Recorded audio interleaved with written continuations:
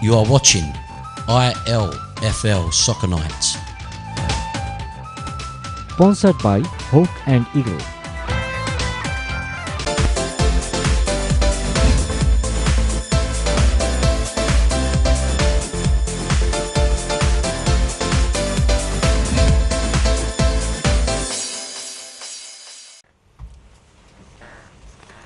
Welcome back. It's the final section of our show. We're going to continue where we left off. And where we left off was Rashid leaving us all hanging in the balance with a question that he asked the cameras. Cameras, you've had plenty of time to think about your answer. Would you like to remind me of the question, Rash? I think in a nutshell, the answer is no. No, they didn't underestimate the first division. But what they did was they failed to prepare to make sure that they do well. I mean, for them to reach the semi-final of the Champions Cup shows their quality. It's no mean feat. I mean, it's not easy to play in a very competitive competition like that and get to the semi-final without having the quality and the players behind. What they didn't count on was certain key players letting the team down. What they didn't count on was players grouping up and causing a few issues here and there. What they didn't obviously bank on was losing the first 2-3 games of the season because of player issues, and I think. Do you think that's what dented their momentum? I think that's what, and obviously they've lost. If you look at where they are now, they've lost the league in the first 3 weeks. There's no way dropping 9 points with the likes of Leytonstone, West End, and Tower Hamlets. There's no way you can win the league dropping 9 points. It's impossible. Okay. Looking at some of the other teams in the first division, we'll just go through their fixtures that they've got coming up this weekend and see what's in it for them. The first division fixtures. We've got Burdett Lotus, Illtown Bromley Juniors, SCTA go to West End. St Catherine's are up against Leytonstone and Stepney B against Tower Hamlets. We'll go back to the top of that list and look at Lotus now, Rashid. What are Lotus really playing for now? I mean, they've had a couple of seasons now where it just hasn't improved now. 7 points from a season. They're going to finish bottom no matter what. What can Lotus do to progress from here? They always take part in the summer tournaments, so are they looking to recruit new players? Well, to be honest, I'm quite surprised with Lotus and Bala, obviously he managed the team. I know in last season he gave certain priority to the league or fielding the youth system rather than using the big players for the league games and cup games. This season I expected them to compete a bit more, at least finish mid-table. Again, I saw him playing last Sunday. I saw him playing on a few Sundays. So for the manager to be playing, obviously it says to me that either their numbers are low or the players are not committed. And I think there's more issues with the team because I think I've seen them play for the last 2-3 years now, and they're a good outfield, good side. Once they all arrive and all commit and all play. But for him to be playing, for me, there's a concern with numbers or the structure or the organisation itself. So I think he needs to look at where he is, who's going to be playing. Get core players, not just the youth, but needs to get core players. We saw in the Premiership with Newark, first half of the season they had a lot of the youth, but in the second season the manager actually got a few of the experienced players and it made a difference. They respectively finished midway in the league. I think Lotus need to take examples of that and apply themselves. Bromley Juniors go on to play Illtown and will be reasonably buoyed from a result against SCTA they got last week. And if they can beat Illtown, Nana, I mean, that would be a successful end to the season for him, I'm sure. I mean, they started very badly, but now they finished mid-table, 21 games, 29 points. If they finish on 32, that's a reasonable season for them. Best that would be. It just shows that the results is quite consistent throughout the previous season as well, where they came just behind Shadwell in the second division. I mean, Bromley is one of those teams that are feared team, and it must be feared by some of the top-end teams, same as SCTA and Burdett. They can inflict heavy damages to those teams. So I think Bromley, they've come a long way, and I think they've got a brighter future. And a good overall club structure, looking at their senior team. What was their expectation beginning the season? I don't think they were expected to win the title. Well, definitely from not. what I spoke to some of them, I think they saw themselves one of the title challenges. I think they would have done, and I think maybe them and maybe SCTA would have seen themselves that based on the season they had before. But it was a bit of a wake-up call. I think the first division was tough. I think likes of Leytonstone, West End and Tower surprised a lot of the teams. They didn't expect them to be that good or that dominant during the whole season, hence why SCTA and Bromley Juniors has suffered because of those 3 big teams coming in the division, and I think they were a bit too strong for the other teams. There's definitely been some culture shock Absolutely, and no one really likes culture changes. It affects teams quite badly. I mean, look what's happened to Lotus and in the Old Town. True.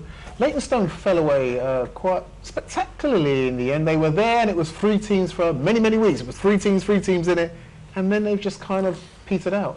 To be honest, when Leytonstone first came into the league, their focus was to give some of the youth, some of the reserve players from the main team a chance. They wanted to play at the sort of, we had 3 divisions back then. They wanted to play in the 2nd division. Because we had to do away with 1 division, they obviously by default got into the 1st division. So from their initial expectation to where they are now, it's a massive improvement. Yeah, they've done very well. They've had a couple of shocking results, notably the one against Badet, but I think they're still in the mix. I mean, they need a small stroke of luck in the last game. They do. And they can still get promoted. The good thing about Leytonstone, it's a massive organisation. Their fan base is on the games. If you look at the sidelines, they have at least 30, 40 people and players, and they've got a lot of subs. Runoff, who manages his team, he's got a massive team itself, and the following is really good. So the structure's good, the players good, and hopefully next season they can, be more successful than this season. They're up against 2 teams who have had indifferent seasons. One maybe on the way up, we can say, and one maybe a little bit on the way down. St Catherine's haven't done as well as we expected, and Stepney B have ended better than we thought. St Catherine's, I think before the beginning of the season, you'd have thought at least because they played in the Premiership, they've got a big squad. My expectation was at least top 4 minimum requirement. To be at the bottom 4, I think there's a bit of a surprise, and I'm not sure exactly what went wrong. I'm sure Martin, if he's watching, he can answer that question. But the expectation of St Catherine's was higher than what they are. Stepney, I'm very impressed. Very young team. They're all at 18, 17 years old. First season. I've seen a couple of games. It's nice to see the younger gain a chance to play with the big boys and gain experience. And some games they actually play good football. So for me, I was very impressed, and good to see the likes of 16, 17-year-old competing against the big boys in the division itself. Well, there was a result that happened last week, like I said, that we never saw coming. Maybe Stepney B can spring a little surprise and make that final game of the season something to look forward to, and maybe that will give Leytonstone something to work towards. That's the fixtures for next week. It's all 1st division this Sunday, so good luck to all of you guys going out there on Sunday to fulfil what's left for you there. You can see the fixtures there on the screen. Burdett, Lotus, Illtown, Bromley Juniors, SETA West End, St Catherine's, Leytonstone, and Stepney B v Tower Hamlets. So, we've got time to talk about what we do need to talk about, which are the football tournaments coming up. We've been highlighting them over the last couple of weeks, and we will continue to do so right up until they are concluded. And the one that's coming up first are the Unity Cups, the Super Cup and the Legends Cup, which is taking place on the 13th and 20th of April. Nanny, you came in here last week and gave us a lot of the teams that were taking part in the Legends Cup. Any further updates? Well, all I can say is that there's 3 weeks to go, and the ball's rolling, everything's firing up, and clock's ticking, and we're expecting a few more teams to sign up, and away we go. So are we just waiting for the Legends Cup? We said was done and dusted pretty much. We've pretty much got that out of the way. For the Super Cup itself, is it just about confirmations? We're still in contact with a lot of the teams. They're still communicating with us, getting the forms in. So if they're watching, get those forms or contact us as soon as possible, and we can actually give you further details on exactly the format and the structure itself. Okay. That's the Unity Cup coming up for you. Something else that we'd just like to highlight as well is the UK Bangladeshi Championship. Qualifying rounds taking place on the 11th of May up there in Milton Keynes, and the final to take place at the very impressive MK Dons Stadium. Nanu, what can you tell us about that? Well, honestly, I would like to say maybe one of the London teams would win, but how can I? I mean, over the last few years, we know that the footballing community, especially the Bengali community, has expanded so much, and it's really difficult to predict where the best or top players, the best of breed Bengali footballers are. I mean, once a winner is declared, we would know where to find all the best players geographically. Okay, anything you want to add to that, Cameron? I think this is a partnership obviously between the ILFL, the Shapla League in Birmingham, and the MK Galacticos guys from Milton Keynes. And I think this year it's been hosted by the MK Galacticos, and they're doing a fantastic job in arranging everything. I think the format will either be a 12-team or a 16-team, and by the end of this month, they'll inform us as to how many teams we're going with. As is the case with our league, it's the same problem throughout the country where games have been postponed, built up, and pitches are sort of dilapidated. It's very, very difficult to get a venue where we can play 4 or 5 games on a pitch by itself. So I think that needs to be taken into consideration, and we'll find out again end of the month. And it's like Rashid mentioned last week and the week before, it's a very, very prestigious tournament, and everyone should be looking, really forward to it and getting the best team out there, because to have the title of the best UK Bangladesh team in the country is no mean feat. It's an achievement in itself, the title. It is indeed. We have the Summer League coming up as well, and there is a tournament that is taking place much sooner than that, and I know a lot of you teams are taking part in that. It is the Tower Hamlets Mayor's Cup as well, so good luck to all of you teams out there that are taking part in all the various tournaments that are coming up. And for those of you that still need to fulfill your fixtures, that's key as well. You want a strong finish to your season and to maintain your standards and status within the ILFL League.